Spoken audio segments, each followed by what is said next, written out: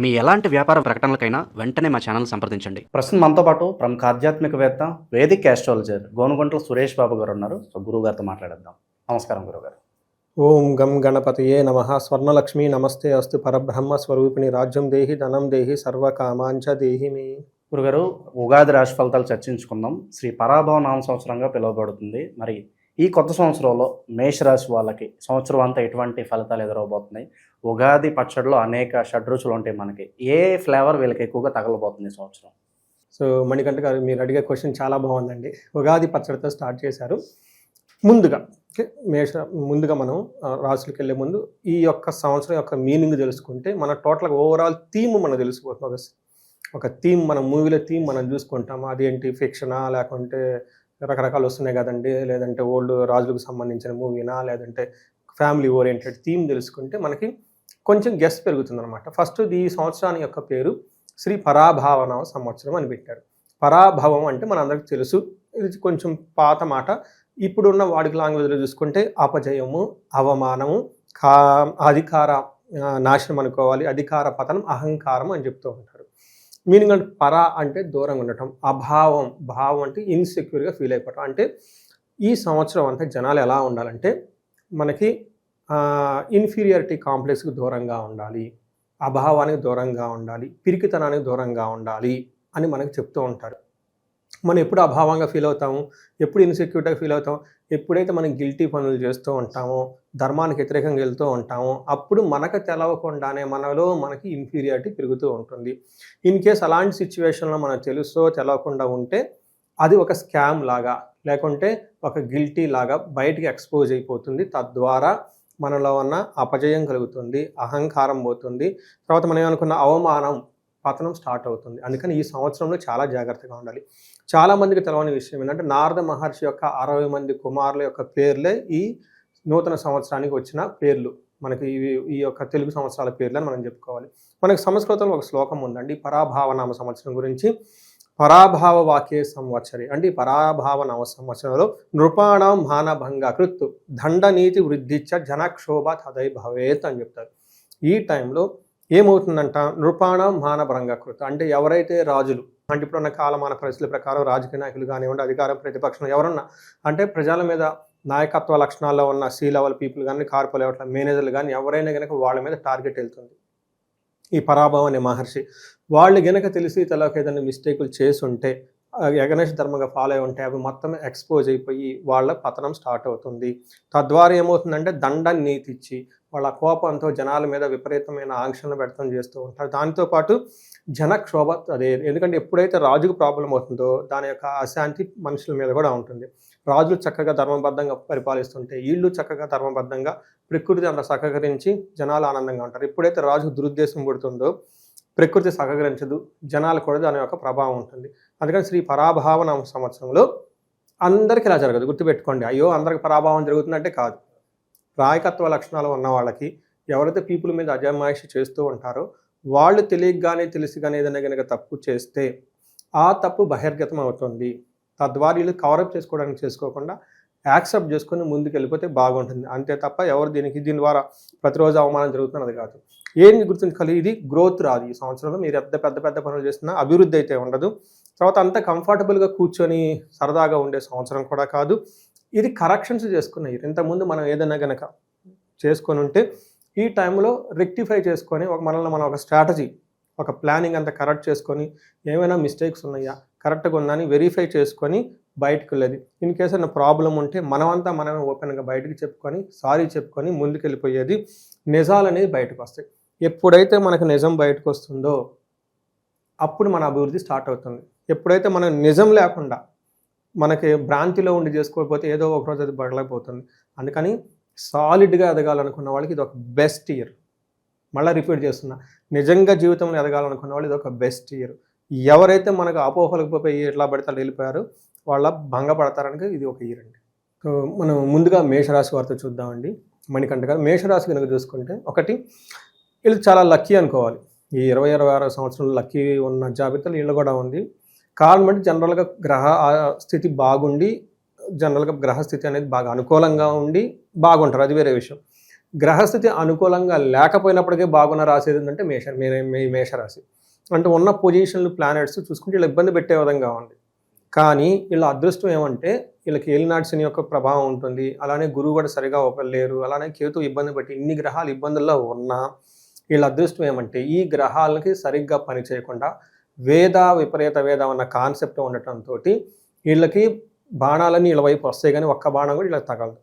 అందుకని చెప్పేసి ఆరాంగా హ్యాపీగా ఉండాల్సినది మేషరాశి వాళ్ళని మనం చెప్పుకోవచ్చు. దానితో పాటు మనకి ఇందులో ఫస్ట్ అశ్విని 1, 2, 3, 4 పాదాలు, భరణి 1, 2, 3, 4 పాదాలు, కృతిక ఫస్ట్ పాదం అంతా ఇందులో ఉంటారు. మనం పేరు బలంగా చూసుకుంటే వీళ్ళకి చూ, చే, చో, లా, లీలులో ఆ అన్న లెటర్స్ అంతా మనకి ఇందులో ఉంటారు. అయితే మనకి కందాయ ఫలితాలు అంటారు. వీళ్ళకి ఆదాయం చూసుకుంటే 11, వ్యయం 5. దీన్ని బట్టి మనకు అర్థమైపోతుంది వీళ్ళకి ఆదాయం ఎంత ఉంది, వ్యయం ఎంత ఉంది. అంటే కొత్తగా ఇన్కమ్ సోర్స్ వచ్చే అవకాశం ఎక్కువగా ఉంటుంది. పర్టికులర్గా కొత్త బిజినెస్లు చేయటం వీళ్ళ ద్వారా ఖచ్చితంగా అయితే ఆదాయం అనేది కొత్త వనరులు వచ్చే అవకాశం చాలా ఎక్కువగా ఉంది. ఒక బెస్ట్ హ్యాపీ థింగ్స్ వీళ్ళకి గుర్తుపెట్టుకోవాలి. రెండోది వీళ్ళకి విశేషంగా రాహు కూడా ఫస్ట్ 9 months విపరీతంగా యోగతను ఇస్తూ ఉన్నాడు కాబట్టి వీళ్ళు పట్టినల్లా బంగారం అనుకోవటంలో అందులో సమస్య లేదనమాట. ఎందుకంటే ఆదాయం 11, వ్యయం 5 ఉంది.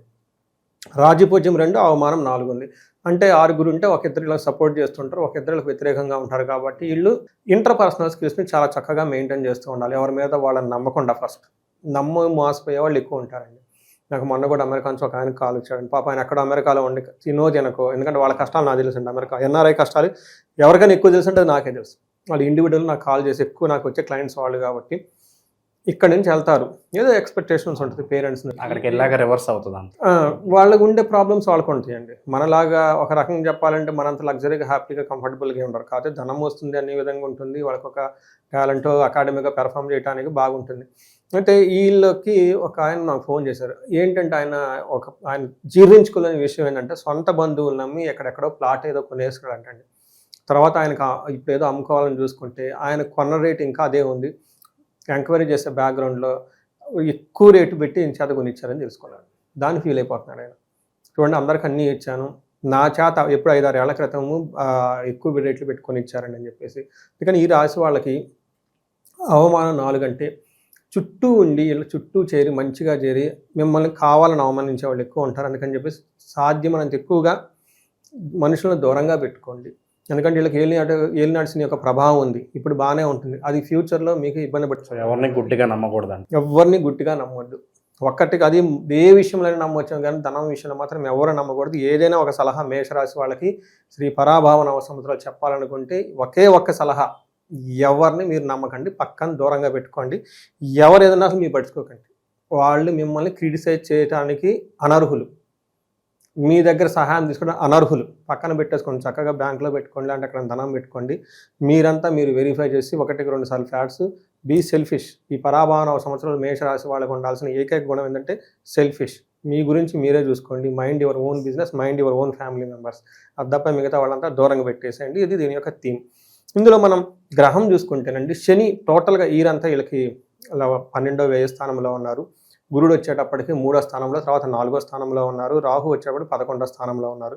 ఈ యొక్క గ్రహస్థితిని బట్టి చూసుకుంటే శని లక్ అంటే మేషరాశి వాళ్ళది. ఎందుకంటే వీళ్ళకి పాపం ధనాన్ని కోల్పోయే పరిస్థితిలో ఉన్నారు. కానీ విపరీత వేద వల్ల ఫస్ట్ 6 months వీళ్ళకి ధనం అయితే కోల్పోయే అవకాశం లేదు. తర్వాత మాత్రం నమ్మించి మోసం చేసేవాళ్ళు ఉన్నారు కాబట్టి జాగ్రత్తగా ఉండండి. గురువు వీళ్ళకి ఫస్ట్ 3వ స్థానంలో ఉన్నారండి, 50-50గా ఉన్నారు. తర్వాత గురువు వీళ్ళకి ఉన్నా కానీ రాంగ్ ప్లేస్లో ఉన్నా కానీ పెద్ద గురువు పెట్టే సమస్యల నుంచి అయితే ఇబ్బంది అయితే పడరు. వీళ్ళకి టోటల్గా 9 months రాహు విశేషంగా వీళ్ళకి సౌఖ్యాన్ని ఇస్తూ ఉన్నారు. మనం చూసుకుంటే వీళ్ళకి ఎక్కడైతే ధనం కోల్పోవాలో అది కోల్పోకుండా శని విపరీత వేద వల్ల కాపాడబడుతున్నాడు. రాహు వల్ల విపరీతంగా ఉన్నారు. స్థితి నాశనము, వారి బంధువుల వల్ల ఇబ్బందులు అయ్యే అవకాశం ఎక్కువగా ఉంటుంది కాబట్టి కొంచెం జాగ్రత్తగా ఉండాలి. పర్టికులర్ ఎవరు పడితే వాళ్ళని నమ్మకుండా జాగ్రత్తగా మీ పని మీరు చేసుకుంటే సరిపోతుంది.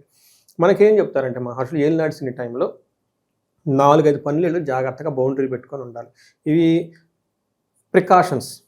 మన రోడ్లో ట్రావెల్ చేసేటప్పుడు మనకి స్పీడ్ లిమిట్ ఎంత అని చెప్తారు. దాని అర్థం మీకు డ్రైవింగ్ రాదని కాదు. కొన్నిసార్లు కరువులు ఉంటాయని కదండి, మీకు కళ్ళు లేవని కాదు. కొన్నిసార్లు డేంజర్ అని పెడతారంటే మీరు పోతారని కాదండి. దాని మీనింగ్ ఏంటంటే పెద్దవాళ్ళు సేఫ్గా ఉండాలి. అలానే ఈ రాశి వాళ్ళు ఏలినాటి యొక్క శని ప్రభావంతో ఉన్నారు కాబట్టి వీళ్ళకైతే మేనేజ్ చేసుకుంటారు. కానీ గుర్తుపెట్టుకోవాల్సింది ఏంటంటే ఈ రాశి వాళ్ళు ఈ రాశితో పాటు వీళ్ళ ఇంట్లో కనుక సింహరాశి ఉన్న, ధనుసు రాశి ఉన్న, కుంభరాశి ఉన్న, మీనరాశి ఉన్న వీళ్ళ ఇంట్లో ఈ రాశి వాళ్ళతో ప్రాబ్లమ్స్ ఎక్కువగా వచ్చి మనస్పర్ధలు వచ్చి గొడవలు అవుతూ ఉంటాయని గుర్తుపెట్టుకోండి. ఇన్ కేసు అలా ఉందంటే ఇమ్మీడియట్గా శనికి సంపూర్ణ శాంతి పూజలు చేయించుకోవడం చాలా చాలా ముఖ్యం. మనకేంటంటే మానహాని మన క్లేశ, మిమ్మల్ని అవమానించాలని చూసేవాళ్ళు ఎక్కువగా ఉంటారు. నిత్యం సంవాదం, మీరు కావాలని గొడవలు పెట్టుకునే వాళ్ళు ఎక్కువ ఉంటారు. మీకు ముందే చెప్పుకున్నాం, వీళ్ళకి అవమానం ఎక్కువగా చేసేవాళ్ళు ఉంటారు కాబట్టి దూరంగా పెట్టడం ఎంతైనా అవసరం. మనీ విషయంలో ఎవరిని నమ్మకుండా ఉండాలి. తర్వాత ఫస్ట్ 6 months గురువు వీళ్ళకి మ్యారేజ్కి అనుకూలంగా ఉంటుంది, తీర్థయాత్రలు చేయడానికి అనుకూలంగా ఉంటుంది, ధనం సంపాదించడానికి అనుకూలంగా ఉంటుంది. జాగ్రత్తగా ఉండాలి. వీళ్ళకి 3వ స్థానంలో ఉంటే ఏమవుతుందంటే గురువు స్థితి నాశనం అని కూడా చెప్తూ ఉంటారు. దుర్యోధనుడిని వాళ్ళ అన్నదమ్ములందరినీ పోగొట్టుకుంది ఆయనకి జన్మ జాతకంలో గోచారంలో 3వ గ్రహంలో 3వ ప్లేస్లో గురువు ఉన్నప్పుడు జరిగిందని చెప్తారు. అందుకని చెప్పి కొంచెం జాగ్రత్తగా ఉండాలి. ఎందుకంటే అధర్మానికి సంబంధించి అందులో ఇది పరాభవన సంవత్సరం కాబట్టి ధర్మబద్ధంగా ఉన్న వాళ్ళకి ఎప్పుడు ఏమీ కాదు. ఏదైనా గనక మనం స్మార్ట్ వర్క్ చేయాలనుకుంటే ఈ రాశి వాళ్ళు రిక్వెస్టింగ్ అలాంటి పనులు ఏం చేయకుండా దూరంగా ఆరాంగా కూర్చోండి. మీకు పోయేదైతే ఏం లేదు. మ్యాక్సిమం అయితే మీ ఫుడ్ ఖర్చు పోతుంది.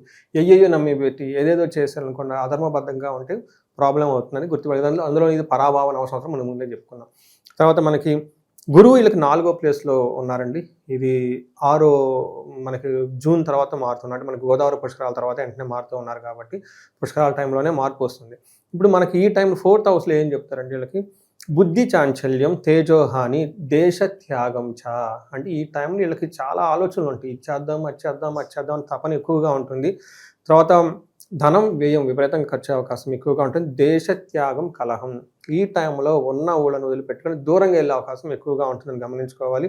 అయితే దానివల్ల పెద్దగా అందరికీ జరుగుతుంది అని మనమైతే చెప్పలేం. ఎక్కడెక్కడ నెగిటివ్గా ఉన్నాయో అవన్నీ చక్కగా కేర్ తీసుకుంటుంది. బట్ ఎన్నివైనా ప్రికాషన్స్ ఏంటంటే వీళ్ళకి గురువు 4వ ప్లేస్లో ఉండటంతో దీర్ఘాయువు చక్కగా ఉంటుంది. ఈ టైంలో అధికార నష్టం, మోసం చేసేవాళ్ళు ఎక్కువ ఉంటారు. మీకు కొంచెం గుర్తుపెట్టుకోండి. మనకి సత్యహరిశ్చంద్రుడు ఉంటాడు, మనం వినే ఉంటారు అందరూ. ఆయన పదవిని కోల్పోయి అవమానాలు పడింది గురువు 4వ స్థానంలో ఉండటం. అందుకని కొంచెం జాగ్రత్తగా ఉండండి. అయితే వీళ్ళకి అంత పెద్ద ప్రాబ్లమ్స్ అయితే రాదు, కానీ మనసులో ఇవి పెట్టుకుంటే మీకు చాలా జాగ్రత్తగా ప్రికాషన్ తీసుకుంటే బాగుంటుంది అనమాట. రాహు అగైన్ వీళ్ళకి చాలా యోగ్యతను ఇస్తున్నాడు. వీళ్ళకి ఫారిన్లో ఉన్న వాళ్ళ దగ్గర నుంచి, ఫారిన్ కనెక్షన్ దగ్గర నుంచి ఇంటర్నెట్, ఐటీ, చాట్ జీపీటీ ఇవన్నీ వీళ్ళకి ఫుల్ సపోర్ట్ ఇచ్చేస్తూ ఉంటాయి. పూర్వకాలంలో ఏంటంటే గోజీవ సంఘానం క్షీరాన్నాది సుఖభోజనం అని, అంటే పూర్వకాలంలో పశువులు, గుర్రాలు, ఏనుగులు, ఎలిఫెంట్స్ సేవకులంతా వీళ్ళకి బాగా సపోర్ట్ ఇస్తామని చెప్తూ ఉంటారు. ఇప్పుడు లేదు కాబట్టి ఇప్పుడున్న వాళ్ళ ప్రకారం ఏమవుతుందంటే వాళ్ళకి సపోర్ట్ ఇచ్చి, ఇప్పుడు మానవాళ్ళకి ఏంటంటే కార్లు, ఇంటర్నెట్లు, వైఫై, ఇన్స్టాగ్రామ్లు, యూట్యూబ్లు వీటికి సంబంధించిన వ్యవహారాలు ఎక్కువగా తిరుగుతూ ఉంటారు. కాబట్టి ఇలా ఏదైనా సరే టెక్నాలజీకి సంబంధించిన వ్యవహారాల్లో, ఫారిన్కి సంబంధించిన కనెక్షన్స్లో వీళ్ళకి చక్కగా శుభంగా బ్రహ్మాండంగా అద్భుతంగా ఉంటారని గమనించుకోవాలి. ఇది టోటల్గా ఏ ప్లానెట్స్ ఎక్కడెక్కడ ఉన్నాయి, ఎలా ఉంటుందని మనం చెప్పుకోవచ్చు. మరి ఉగాది షడ్రుచుల్లో ఏ రుచి వీళ్ళకి ఎక్కువ తగులుద్ది, లేదంటే అన్ని రుచులు కలిపి టేస్ట్ చేసే అవకాశాలు ఏమైనా కనిపిస్తున్నాయి వీళ్ళకి ఎక్కువ నేను అనుకోవటం అంటేనండి తీపి పులుపు ఎక్కువగా ఉంటాయి. ఎక్కువగా కొంచెం పులుపుగా ఉంటుంది, తీపిగా ఎక్కువగా ఉంటుందని నేను గమనించుకోవచ్చు. ఇక ఈ రాశిలో గురుగారు ఏ నక్షత్రాలు ఉంటాయి, వాళ్ళకి కొత్త సంవత్సరం ఎలా ఉండబోతుంది? ఇందులో నక్షత్రాలు అశ్విని, భరణి, కృతిక. ఒక రకంగా చెప్పాలంటే నక్షత్రం ప్రకారం చూసుకుంటే చాలా బాగుందని చెప్పుకోవాలి.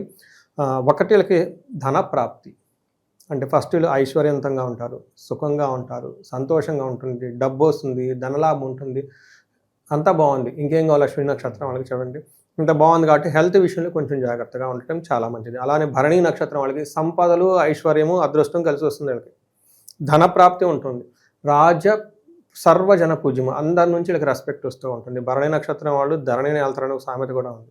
ఎందుకంటే నెక్స్ట్ కృతికా నక్షత్రం వాళ్ళకి సూర్యుడు వచ్చే స్థానంలో ఉంటాడు. కృతికా నక్షత్రంలో ఈ నక్షత్రం వాళ్ళకి సంపదలు, ఐశ్వర్యము, సంతోషం చక్కగా ఉంటుంది, ధనప్రాప్తి ఉంటుంది, సర్వజన పూజ్యము, రాహు నుంచి కేతు నుంచి అందరి నుంచి చక్కగా ఆ గౌరవం వస్తూ ఉంటుంది. దానితో పాటు హెల్త్ కాంప్లికేషన్స్ మాత్రం కొంచెం జాగ్రత్తగా ఉండాలి ఈ కృతికా నక్షత్రం వాళ్ళని గమనించుకోవాలండి.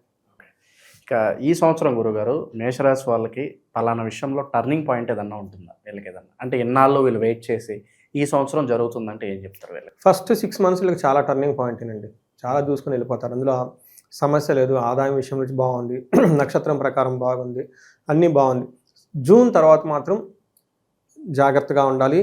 మెయిన్ ఎవరితో జాగ్రత్తగా ఉండాలి, చుట్టూ ఉన్న జనాలతో జాగ్రత్తగా ఉండాలి. కావాలని నమ్మించి మోసం చేసేవాళ్ళు ఉంటారు. మీరు అది ఆపర్చునిటీయా, లేదంటే మీ మీద కుట్ర పన్నాగమా, మీకు అవకాశం ఇస్తున్నారా, సపోర్ట్ చేస్తున్నారా, కుట్రలు పడుతున్నారా అని తెలుసుకోవడం చాలా ఇంపార్టెంట్. ఈ ఒక్క విషయం జాగ్రత్తగా ఉంటే హోల్ ఇయర్ మాత్రం వీళ్ళకి బ్లాక్ బస్టర్. మరి ఈ సంవత్సరం విశేషంగా ఎటువంటి పరిహారాలు చేసుకుంటే, ఎందుకంటే కాస్త మోసపోయే అవకాశాలు కనిపిస్తున్నాయని మనం మాట్లాడుకున్నాము, అలాగే కొన్ని నెగిటివ్ ఫలితాలు ఉన్నాయి కాబట్టి ఎటువంటి పరిహారాలు వీళ్ళకి అత్యవసరం అంటారు ఈ సంవత్సరం? చాలా బాగా చెప్పారండి. వీళ్ళు ఎక్కువగా పరిహారాలు చేసుకుంటే శనికి సంపూర్ణ శాంతి పూజలు చేయించుకోవడం చాలా చాలా చాలా ముఖ్యం. ఎందుకంటే శని వీళ్ళకి ఏలినాటి శని స్టార్ట్ అయింది, 7.5 సంవత్సరం ఉంటుంది. అందులో ఇప్పుడు ఆల్రెడీ స్టార్ట్ అయ్యి 1.5 ఇయర్ దాదాపు అయింది. వీళ్ళ అదృష్టం కొద్దీ ఆ యొక్క శని ప్రభావాన్ని ఎక్కువగా రావట్లేదు. విపరీత వేద గ్రహాలు ఉండటం వల్ల గురువు అడ్డుపడటం ఉండటంతో గురువు వల్ల బాగా ఉన్నారు. గురువు మారటంతో ఏలినాటి శని యొక్క ప్రభావం తీవ్ర రూపం దాల్చే అవకాశం ఎక్కువగా ఉంది. ఎప్పుడైతే శనికి సంపూర్ణ శాంతి పూజలు చేయించుకుంటారో బాగుంటుంది. రెండోది, ఈ ఇంట్లో అగైన్ రిపీట్ చేస్తున్నానండి, ఎవరైనా కనుక సింహరాశి, ధనుసు రాశి, కుంభరాశి, మీన రాశి ఉంటే వాళ్ళ పిల్లలు కానివ్వండి, భర్త అయితే భార్యాభర్తలు కానివ్వండి, ఎవరైనా కదా అదే ఇంట్లో కనుక అంటే సమస్య చాలా తీవ్రంగా ఉంటుంది. కాబట్టి ఖచ్చితంగా చేర్చుకోవటం ముఖ్యం. అయితే కొంతమందికి ఎంత బాగా చెప్పారు కదండి, మరి బాగలేకపోవటం కారణం ఏంటంటే వాళ్ళకి ఇండివిజువల్ జాతకంలో శాపాలు అని ఉంటాయి. ఈ శాపాలని శాపాలు నథింగ్ బట్టి బ్లాక్స్, మనకి మైండ్ ఎక్కడో బ్లాక్ వస్తుంది, మనకి సరిగ్గా ఆలోచించదు. అవి తీసుకుంటే ఇంకా చాలా బాగుంటుంది. ఈ రాశి వాళ్ళకి అష్టైశ్వర్యాలు కలగటం కోసం స్వర్ణలక్ష్మి విశేష హోమం చేయించుకోవటం చాలా చాలా మంచిది. శనికి సంపూర్ణ శాంతి పూజలు చేయించుకోవటం ఇంకా మంచిది. శని పిప్పలాద స్తోత్రం, శని నాకు వచ్చిన క్లయింట్స్కి ఫస్ట్ నేను డబ్బులు తీసుకొని చెప్పేసి మంత్రం ఏంటంటే శని పిప్పలాద స్తోత్రం చదవండి. ఇక్కడ మనం ఫ్రీగా చెప్పేస్తున్నాం కాబట్టి శని పిప్పలాద స్తోత్రం నెట్లో ఫ్రీగా దొరుకుతుంది, చదువుకోండి. ఉదయం సాయంత్రం చాలా బాగుంటారు. ఇంకా ప్రికాషన్స్, యోగా చేయండి, మెడిటేషన్ చేయండి, ఆధ్యాత్మికంగా ఉండండి. Okay, be humble down to the earth. ఎప్పుడైతే మనం హంగు ఆడంబరంగా పెట్టుకున్నాం అనుకోండి, శనికి చాలా కోపం వస్తుంది. That is be very humble. ఒంటి పాదాల మీద నడవండి, లాన్ల మీద బేరు హస్తాలతో వర్క్ చేయండి, ఒళ్ళు అంచండి. వేరే వాళ్ళని చీట్ చేయాలని, మోసం చేయాలని కానీ హంగు ఆర్భటాలకు పోతే ఈ టైంలో చాలా ప్రాబ్లం అవుతుంది. చాలా నిడావరంబరంగా సింపుల్గా హంబుల్గా ఉండండి. చేస్తే చేయండి, లేదంటే నో అని చెప్పండి. మీకు ఇంటర్నల్గా ట్రాన్స్ఫార్మ్ అయ్యే టైం కాబట్టి అదేమంటారంటే అండి, ఫుడ్ కుక్ అయ్యేటప్పుడు మనం మధ్యలో డిస్టర్బ్ చేయకూడదు, పాలు తోడిపెట్టిన తర్వాత మధ్యలో డిస్టర్బ్ చేయకూడదు అనమాట. అట్లానే వీళ్ళకి ఈ టైము ఇంటర్నల్గా ట్రాన్స్ఫార్మ్ అయ్యే టైం కాబట్టి ఫోకస్ ఆన్ ద ఇన్సైడ్ అండి, అది చాలా మంచిది. ఈ కొత్త సంవత్సరం ఓవరాల్గా అన్ని ఒడిదుడుకులను దాటుకొని సక్సెస్ఫుల్గా ఈ సంవత్సరం వీళ్ళకి కలిసి రావాలని చెప్పి మనస్ఫూర్తి కోరుకుందాం. ధన్యవాదాలు.